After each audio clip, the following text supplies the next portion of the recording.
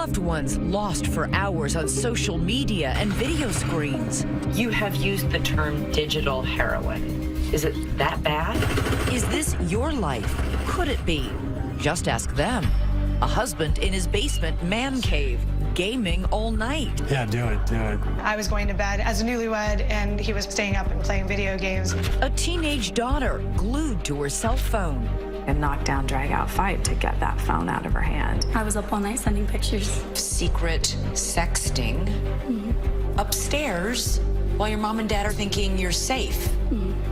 Now they're letting 2020 into their everyday and every night lives. This is where you game, huh? Revealing their family secrets in video diaries. It's hard not to resent Chris, who is enjoying himself while I am pulling my hair out. But what can get them to stop? And what are the warning signs for your family? Your mother is afraid. Tonight, while our 2020 cameras are rolling, an intervention. Ah, where's my stuff? And signs of withdrawal.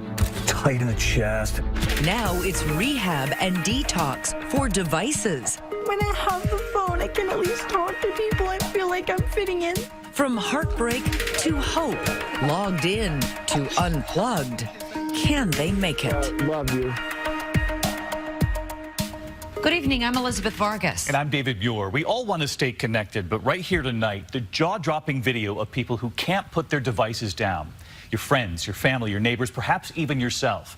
But right here tonight, you will also see the MRIs, what this could be doing to your brain. David, we spent a year on the road meeting people who were held hostage to their devices, getting them to open up about themselves and the secrets in their homes. We're not using their last names because they could be any of us. But the good news is they got unhooked, and you can too. Walk down any street, any mall, any hallway, everyone is bowing to their screen. Our devices are beeping, buzzing, begging us to swipe, like, love, tweet, retweet, send, reply, forward. FaceTime, Snapchat, Instagram, Twitter, Tumblr, Vine, Kick. This is Brooke, a California teenager. She's 15 years old now and a self-professed recovering cell phone and social media addict. How long was she on her phone each day? When she got home from school at 3 o'clock until she went to bed at 9. It was more. It was more. Brooke says she would be up until 4 o'clock in the morning and later. Second a text went off, a second, someone Snapchats me or FaceTimes me, I always answered, and I always waited and waited and waited for someone to reply. It was like my heart, I couldn't put it down. Teenagers have always had a fear of missing out, but it's just mushroomed. It's nuclear. And Brooke's selfies reveal a troubling progression, imitating bad behavior she was exposed to online with her phone. The more she started to change and act out, the more we started to really clamp down. And then that created anger. Brooke was always 2 clicks ahead of her parents, Jim and Stephanie. I was constantly making different accounts. I had 6 accounts on Instagram. I had multiple Snapchats. I changed the usernames, the passwords. I would block them. We took her phone, she'd go and buy someone else's phone. How are you so smart about all this? Honestly, I don't know. It was like they took my phone and I just panicked. Anytime her parents took the phone away, Brooke would go ballistic. It was like a knockdown, drag-out fight practically to get that phone out of her hand. She would say that, without my phone, I have nothing. There was no relationship. We were just a means to provide her with food and shelter and money. And a phone. And a phone. And a phone. A winter night in Michigan, an ordinary house on an ordinary street. People just trying to get some sleep. But somebody's up late, trigger-happy with that rat-a-tat keyboard on a computer playing first-person shooter video games. The boy in the bedroom is Josh. He's 14 years old, and his parents, Al and Christina, say he won't stop, can't stop playing. What's a typical day in Josh's life? Sleeping until 11, 12. And then he would be on until 1, 2 in the morning. 12 hours. Easily. Easily 12. Yeah. They say Josh's obsession began in 8th grade when he built himself a gaming computer and installed it in his room. Get out. You think that was the turning point? Oh, definitely. Yeah, that was much more exciting to be on and much more addictive. Josh says he's playing up to 60 hours a week. Josh has been in his room since 4 o'clock, nearly 5 hours gaming. But why didn't you just take the computer away? I don't understand. Because when we did take it away, there was a lot of problems in our house with his behavior. They confiscate the computer, shut down the Wi-Fi, even remove the router and lock it in the car. Josh responds by throwing things and punching walls. There was like a shutdown in communication. Was it just the constant fighting with him? Yeah, it was very emotional. Al is not only afraid of what Josh might do, he's afraid of what he might do. If it got further, it could have been a problem. It could have been physical, and I didn't want that. And So he was trying to physically stop you? Yeah. He throws up his hands and leaves Christina to handle the conflict on her own. And sometimes it does get physical. They exaggerate. Like, my mom thinks that I hit her because she takes away my games. I don't do that. She calls it hitting because I, like, swat her hand away. There's just a lot of anger, lots of anger. Emotional outburst. Yeah. It sounds completely out of control. Yeah, it was. Josh, you need to get off. Okay, stop. Midnight, 1 a.m., 2 in the morning. Why are you stalking me? All these late night fights leave Christina exhausted. You know, it's after 3 o'clock, and I told you to get off at 1. Stop! If you want to make changes, it's hard work. They turn to Kevin Roberts. He works with kids having trouble with too much screen time. Do you have any support? It doesn't have to be just gaming. It could be texting. It could be the smartphone. Roberts is the author of Cyber Junkie and Get Off That Game Now. Your mother is afraid to get rid of the video game system and the computer because she's afraid of how you'll react. It's not my fault that she's scared of me. What's this one, you think? In Ohio, we meet Maria, 40 years old, an attorney, mother of 4. Good job, Jude. She's not a single mother, it just seems that way. She has a husband, Chris, aged 44, but you can't meet him right now because although Chris and Maria have built a life together, careers, a nice home, beautiful children, on any given evening, Chris is down in the basement past the pink castle and the buckets of children's toys. You may think he's too old for this, but the average video gamer is 35. Someone shot me in the face. I'm running toward the front line. And this one has been taken prisoner by a pastime. You're done. Jeez. Chris was still playing video games, so we ended up coming to the park and having some fun here. How many hours a day does he spend playing games? He'll take a whole Saturday and go into the evening, from the time he wakes up till The time he goes to the bed? times he goes to bed, yeah. So 18 hours? Possibly. It's 2 a.m. and I just checked in on Chris and he's still playing video games. Ever since they got married more than a decade ago, Maria says Chris is often a no-show for much of their life. Happy Thanksgiving. I'm headed up to our family football game. Chris opted not to play with us. He is going to be playing video games instead. Why would you stay with a partner who is that disengaged? I don't know. I think that I really felt like this was a in sickness and in health moment. And yes, it's hard, but I was committed to him and I still am committed to him. So we have a house full of people and he is in the basement playing video games. Oh, God. Come here, bro. Come here. Missing life's sweet moments. So Zaylee's trying blackberries for the first time. Maria is there to see their toddler's first taste of a blackberry, and so are you. What do you think, Zaylee? Do you like him? Do you love him? The only one not there is her father, Chris. All right, what's next, boys? Part of your heart must break for what he's missing. It does. They're living in a split screen. Chris gets online, Maria gets the kids in line. Playtime for him, bath time for her. Downstairs, play. Upstairs, pray. I am going to go to bed because I'm super tired. This is how we function, and this is how we do it. Still ahead, risky behavior right under her parents' roof. We were blown out of the water when the police showed up at our house. And inside the mind of an extreme gamer, can the screen change your brain? But you looked at this and thought, this. In Ohio, it's time to meet the man in the basement. Wait, where's your tank, bro? Maria's husband, Chris. Yes, all right. Chris comes home from work. It may or may not surprise you to know his job is IT, servicing computers. When he walks in the door, it looks like any other normal family. See, it's tough. Okay, go ahead and write out your problem now, all right? But his wife Maria says just watch. Doting dad is itching to disappear. Yes. I think I'm gonna head down. Gosh, I keep returning as this machine gun guy, and I've played just terribly at this dude. Chris shows us his collection of obsessions. Oh, wow. No fewer than 158 carefully organized games. This is where you game, huh?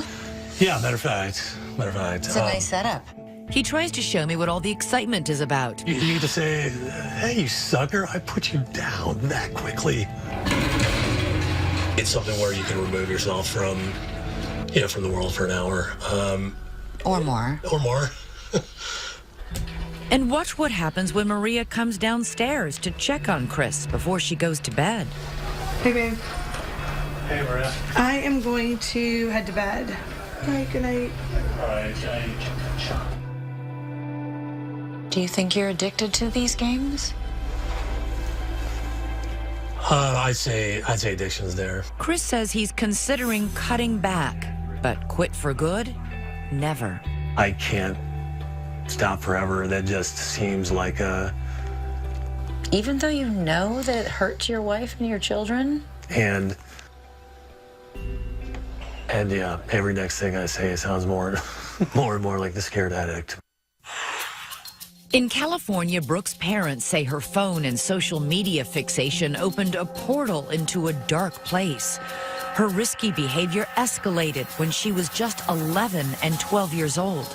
Just hanging out with the wrong crowd, drugs, sex, in middle school. With that phone always in her hand, her parents wondered whether any place was safe.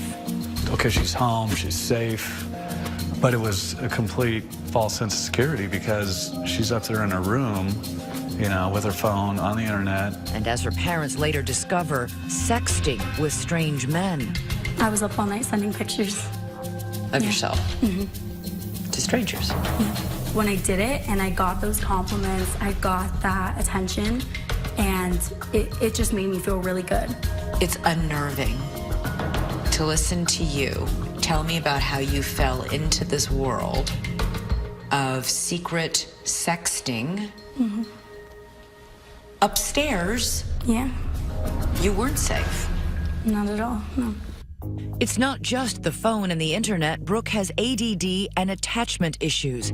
When you take a phone and social media and you put it in the hands of a teenager and then throw in some mental illness, she just becomes very vulnerable. But her parents don't realize just how vulnerable until they get a knock on the door. We were blown out of the water when the police showed up at our house. Oh my gosh. Officers revealed what their little girl had been doing online. The men, the nude photos, all of it. People watching this are going to say, where were you? Yeah. It was shocking. It was. I guess I thought of her just as a regular, everyday little girl growing up. Word spread on social media about Brooke's mistakes. Bullied and shamed, she tried to numb the pain with drugs and alcohol. I think you used the word broken. Yeah. Do you have any idea how you got that way? I think I just got to a point where I kept getting hurt. I kept doing things that I knew didn't make me happy. And then an act of desperation. Brooke wrote a note on her phone, and somehow, by the grace of God, her parents say, it accidentally popped up on their shared iCloud account. I said, "What's that?" So I opened it up, and it was a suicide note. A suicide note?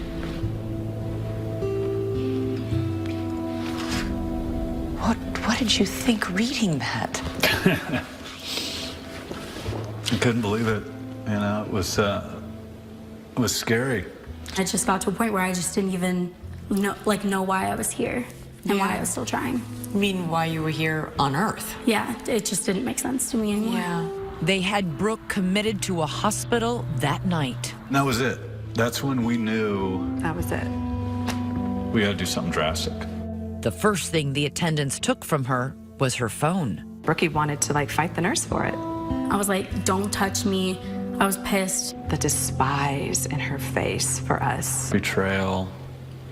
She was so angry. She was so pissed off. But there was no other way. I just kept thinking, you're not going to die on my watch. In Michigan, Josh begins skipping school. He told me a couple times, "I'm going to be, a gamer, and I can make a lot of money, Mom. Believe me, I've got it all figured out." I was like, ooh, this is not good. And then no more school. There were some things going on with his ADHD, and then there was some underlying depression. So that wasn't just all the gaming. Al and Christina are wondering what's going on inside Josh's head. If only there was a way to peek inside that adolescent brain. Well, it turns out there is. You had an MRI before? Josh is getting a functional MRI as part of a new study by Dr. David Rosenberg. His theory, yet to be proven, is that excessive gaming changes brain activity. These triplets are in the study too. Turn it off now. Stop, Mom. You're still playing. I said I'm gonna watch. It said I'm gonna go play outside with Josh. I told you I'm gonna go play outside with Josh. That's Noah. You can see why his mom says gaming has more of a hold on him than on his brother and sister. These are the triplets' brain scans. 2 are typical, but Noah's is not. Dr. Rosenberg highlighted areas in red he says represent brain activity involving memory, attention, and decision-making. Noah's is almost completely gray. But now look at Noah's brain after 3 weeks unplugged at summer camp. He's gone from being barely lit up to being highly. He's highly lit up, yeah. Now for Josh's results. There should be much more activity. There should be more red. There should be more red. She looked at this and thought, this is a kid in trouble. This is a kid in trouble. Still ahead, what's it going to take to throw Josh off his game? How about 40 days and 40 nights in the wilderness with no temptation? Stay with us. Early morning in Michigan, a scene right out of Josh's video game. A couple of guys come to the house and gently but firmly hustle him away into the darkness.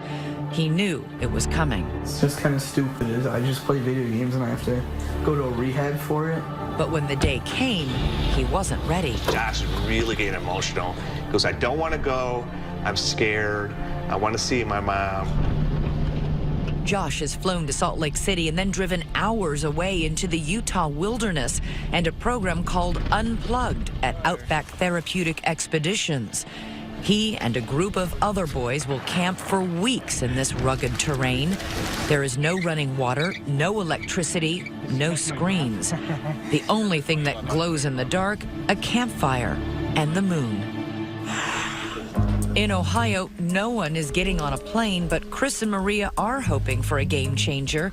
We arrange for a house call. Addiction specialist Nick Carderas. So what are you going to say to him? Well, so my whole purpose is to try to find out where he's at on his whole ownership of his addiction. Does he acknowledge that there's a problem? Inside, before Chris decides if he's ready to unplug from his gaming habit, an emotional hug from his oldest children, a reminder of how much they need him. Struggling through this. And then a big test. He wants Chris to get the video games out of the house. We could box them up and they could be stored somewhere. Chris is at a crossroads. Are you willing to take this opportunity? Not next month. Yeah, I'll step up. I'll try it. Then it's time to pack up Chris's obsession. All right, here we go. Okay. It's slightly painful. Those buckets for children's toys come in handy. I want to go back to when we knew each other better. Yeah, I agree. That's really nice. Real hugging. What's wrong with all these so-called cyber junkies? Is their extreme behavior a disorder or just a symptom of something else?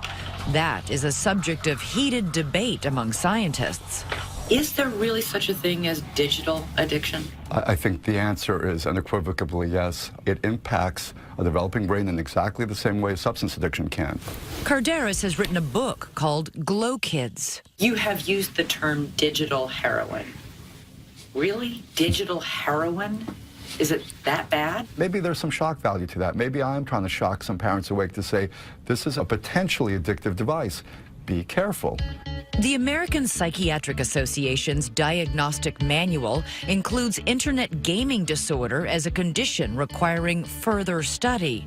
And Dr. David Rosenberg is doing just that. Internet addiction clearly exists, but there's always an underlying cause or causes. The Entertainment Software Association, a trade group, says in a statement, legitimate science, objective research, and common sense all prove video games are not addictive. But digital addiction is taken seriously in some parts of the world. Asia has hundreds of treatment centers. The World Health Organization is poised to officially classify gaming disorder in its disease manual. Are we late to the party on this? Yes. I think we are late to the party in this. China has had internet addiction disorder as a diagnosable disorder for a few years now. We're not going to be able to help people change their behavior through shame and willpower. Software developer Gabe Zickerman says apps and games are designed to enthrall. He would know. He says he used to earn a living making them that way. My work in gamification in particular has been used to make just about everything that people use today more addictive and engaging. How do they do that exactly? Every time you challenge yourself to something and then you achieve that thing, your brain secretes a little bit of dopamine. Zickerman says he and developers like him designed games and apps to purposely activate those jolts of dopamine. But he's had a change of heart and career. He's created an app that helps users break the cycle of compulsion. And I'm using the exact techniques that I've used for the last decade to make things more addicting, to help people counteract the addictions they face. It all sounds so devious. I kind of picture them like twirling their mustaches as we're kind of like talking about this. Psychology professors Chris Ferguson and Patrick Markey study video gaming, and they say it's getting a bad rap. Are all these families just making this up? No, we're not accusing them of lying. So then if they're not addicted to their video games, you're telling me that this is a moral panic. The question, though, is it the video games themselves that's causing the problem, or is there something underlying? And that's what we can't speak to. We don't know what was going on in these families. I don't think parents, though, realize that those games have been manipulated. Well, I mean, I think manipulated, all we're talking about is they're trying to make them more fun, essentially. Still ahead, what happens when the fun and games and devices are gone? It's a little tough to think about even now. It's making me feel some feels right now. Stay with us. Majestic Utah mountains offer a breathtaking vista. But down in the desert dirt, 14-year-old Josh is still trying to catch his breath. I would think that initially in the first few days, it's just about learning life skills. McKay Devereaux is executive director of Outback Therapeutic Expeditions. It's actually the first several weeks in which they're learning to take care of themselves. Josh is enrolled in a treatment program called Unplugged. The organization waived his fee, which can run tens of thousands of dollars, hoping to raise awareness of the problem. If the boys want to survive, they will have to change their lives. What does that have to do with gaming? Or anxiety or depression? Being able to kind of reset everything neurologically and mentally by taking them away from all the distractions of their typical life. After Josh has been in the wilderness for more than 7 weeks, we go for a visit. I'm Elizabeth. It's very nice to meet you. All right, so show me around your camp. Josh shows me how he and the other boys live. carrying their few belongings in a homemade backpack, building shelter, preparing meals. Nothing gourmet. Out here, peanut butter is a delicacy. Josh wanted to show off his new fire-making skills. Where do you do it? Right here? Yeah. Oh my God. With disappointing results. Oh, I smell something. I got a lot of brown punk. A lot of brown? Yeah. That was pretty close. Well, we'll practice again later, okay? How's that going to help you in life, do you think? Is it an example as like my anxiety? Like at first it was super hard for me to hike. Learning to overcome physical challenges here is a lesson Josh can take with him and apply to life challenges back home. So you're learning to push yourself. Yeah. My issues is like that I had gaming addiction. So I had anxiety and depression. And basically I just like use it as like escaping from it. Are you worried at all about going home and falling back into your old habits? Yeah, like I've had dreams at night where I'm just like playing video games and then it's just kind of like scary when I wake up. There's another milestone for Josh here on the mountain. He's turning 15, a birthday to remember. Unlike Josh, Chris is facing his gaming problem right at home in Ohio, but there are still mountains to climb. I don't make it down here much. It's just kind of a place for the kids to play right now. Visiting his former gaming closet triggers intense emotions. Yeah, I freaked out about it. I remember kicking my couch. Watch Chris's reaction to those empty shelves. The games were here, and surprise, the games were gone. I was just tight in the chest, and it's a little tough to think about even now. I mean, it's making me feel some feels right now. He documents his struggle to stay out of the game day by day. I'm day 2 of this 90-day detox. Boredom, monotony, agitation. Week by week. It is amazing. This probably is the first week game-free in years and years.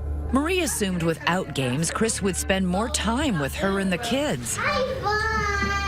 But at least for now, his intensive therapy is taking up 4 hours nearly every day. I was kind of hoping that he would at least attempt to, when he's with us, be with us, but I wonder if right now it's just a little too much for him with the anxiety level. And although the games are locked away in a storage facility, he admits they still seem to have a hold on him. It's gray and cold and rainy, and wouldn't it be nice just to head downstairs and just play some freaking video games? It's been nearly 20 months since Brooke first arrived at her treatment facility. We want to start off with some pretty tight limits and structure around your phone use. Periodically, Brooke is allowed to go home for visits. The trips are a test. Brooke's phone, normally locked away, is handed over. This is the first time she's had it since she got to go home last time. Brooke, how long has it been? I'd say probably a month and a half. How does it feel to have it back? It's really exciting because I don't know, I miss like talking to my friends, and so it's like exciting that I get to do that again. Brooke's mom, Stephanie, is going to the airport to meet her. I'm always hopeful. I'm hopeful every time that she comes home, but I'm also realistic, and I know that it's a real struggle for her. Okay, so Brooke looks like she has landed. Oh, I didn't even, I thought she was part of the flight crew.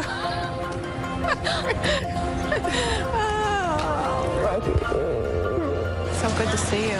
There's been a loss of trust in this family, and Brooke's parents take precautions. Out of sight, out of mind. We have a drawer here that we just keep some of our old devices in. We just kind of keep these hidden while she's here. Remember these? Oh, yeah. Most of the visit is going smoothly. When you made this in preschool.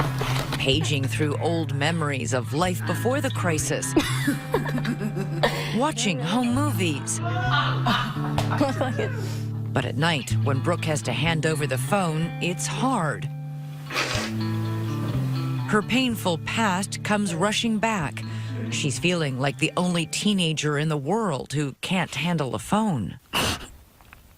I guess I just feel really left out and like when I have the phone, I can at least talk to people and feel like I'm fitting in still, and like, it just makes me feel like I'm missing out. Even with all the improvement and all the progress you've seen her make, it isn't all better. No, it's not. No. That's still an issue, what social media does and allows kids to access and be vulnerable to. Yeah, it's a lifelong journey for her. There will still be highs and lows. Still ahead, a reunion in the mountains. Will sparks fly this time? You okay, dude? Should we cut the camera? Stay with us. Welcome to Salt Lake City, ladies and gentlemen, where the local time is approximately 10:13 a.m. Al and Christina travel from Michigan to Utah and then make the long journey over rough roads, tracing their son Josh's path into the western desert. Can't imagine what Josh was thinking the day he came out here. Yeah. Josh has been unplugged for more than 7 weeks. They can't wait to see him, but first they have to find him. Josh is somewhere out here, and then you guys are going to signal for Josh using this. Okay. That's how we're going to find him. Wyatt, a field staffer, gives them a wooden device called a bull roar, used in ancient rituals to send signals over long distances. They stop and listen for a response from Josh, but nothing. Off in another part of the desert, Come on. Josh is having trouble. Swear to God, it was working like. I know, it was working yesterday. It's not a bad metaphor for the family's communication problems when Josh would shut himself away in his bedroom, gaming all night. Well, it's 3 in the morning. It's time to get off now. Christina takes a turn. And at last, Josh responds. Is that it? That was it. That was it? That was it right there. Okay. Moments later, after the longest and most difficult separation of his young life, 54 days apart. There he is. Is he there? Yeah. Oh, there he is. Hey, Josh. How are you? Good. Good to see you. Oh my God, you're getting bigger. Dad. Hey, Josh. You doing all right? Yeah.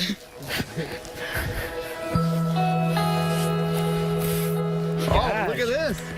So this is your camp right here. As he did during my visit, Josh tries to show his mom and dad how he can make fire without a match. This time, the glowing ember in his hands comes to life. Here we go. Oh, yes. Finish my hair. Oh, man. That was awesome. Remember the boy who could barely bring himself to put a few words together?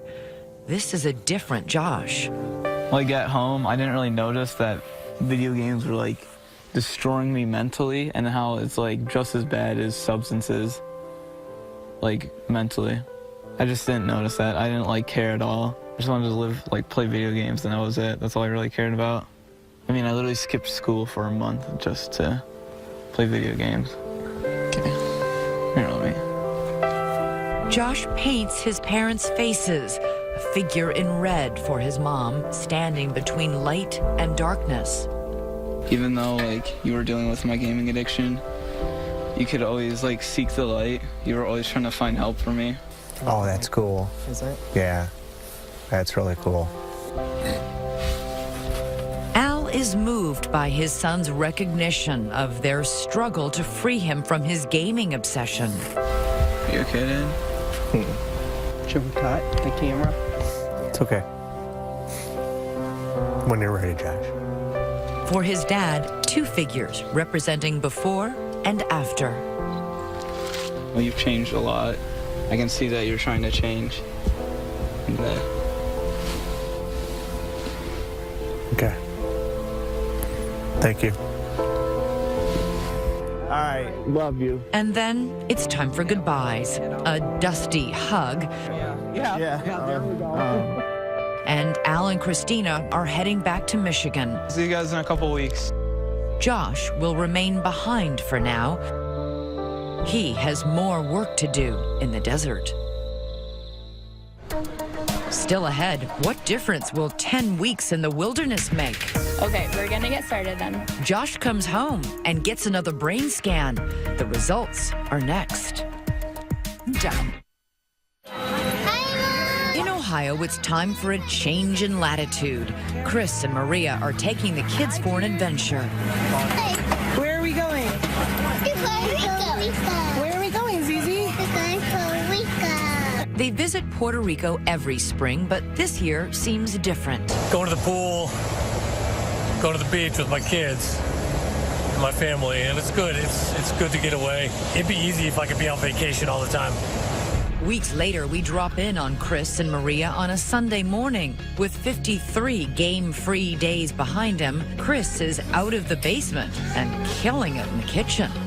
One morning, several days earlier, Maria recorded another video diary. It's her birthday. I really don't have big expectations for my birthday. But imagine the surprise when I came downstairs to this. He got me a gift and beautiful flowers and a really nice card. I'm really feeling a lot of hope and excitement and just some happiness. Your time at Outback has come to an end, but the journey continues. After 10 weeks unplugged in the wilderness, it's time for Josh to go home. I guess I get to sleep in a warm bed instead of on the ground in a sleeping bag. Al and Christina are getting ready, patching and painting Josh's room, removing that custom-built gaming computer. Ladies and gentlemen, it's our pleasure to welcome you to Detroit. Oh boy, Here he is. He's here. All right.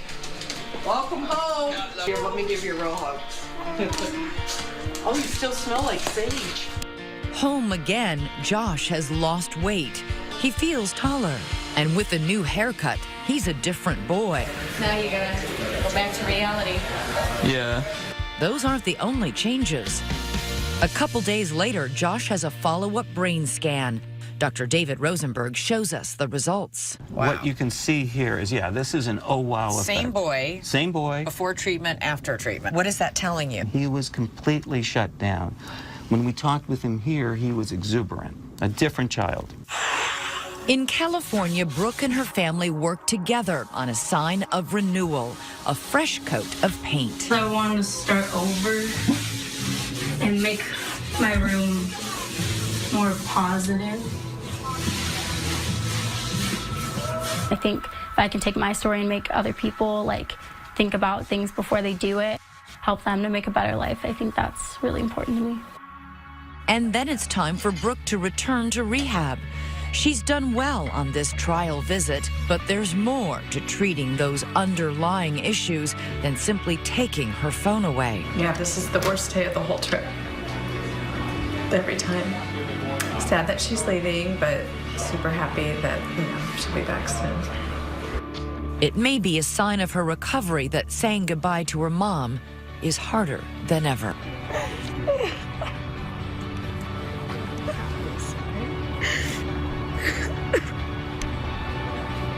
Do you feel like you have your daughter back? No, I have the new and improved Brookie. I do. Yeah. And she's worked so hard. And sing it to a blue sky. Shout until the boys come home. Don't you even ask why, we just should. Give into the good. Happily on the road to recovery. To prevent this from happening really in your family, experts have given us these tips. No phone before the age of 10, no phone at the dining room table, media-free time together, and media-free locations as well, like bedrooms at home. Imagine us all talking again. That's right. I know. And for a list of warning signs and other resources, we've put it all at abcnews.com for you. Thanks for watching tonight. I'm David Muir. And I'm Elizabeth.